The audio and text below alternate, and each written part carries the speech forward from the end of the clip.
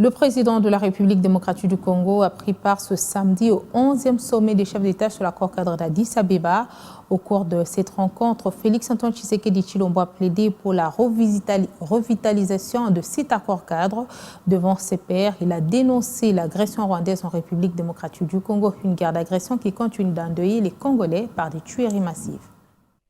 Excellences, Mesdames et Messieurs, au moment où je m'apprête à passer le témoin à mon estimé homologue et frère, son Excellence M. Évariste Ndayishimiye, président de la République du Burundi,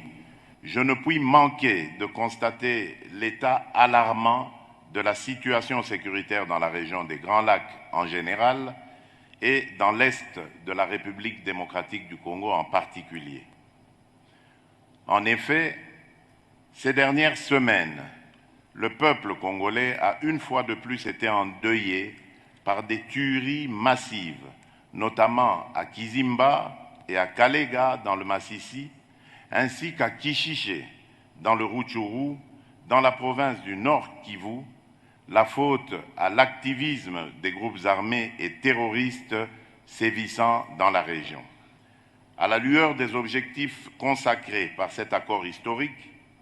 d'aucuns auraient préféré que soit célébré ce jour avec faste les acquis de notre engagement collectif pour une région des Grands Lacs complètement pacifiée. Hélas,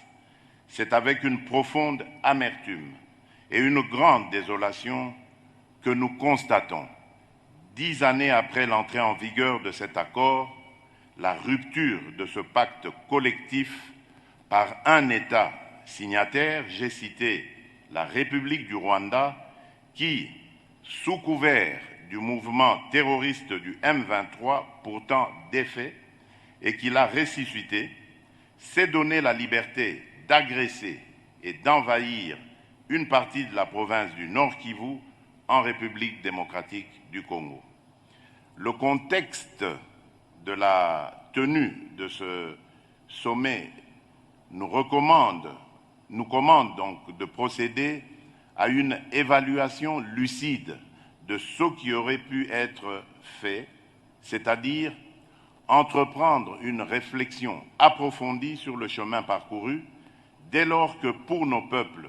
et le mien en particulier, nous sommes encore à la croisée des chemins.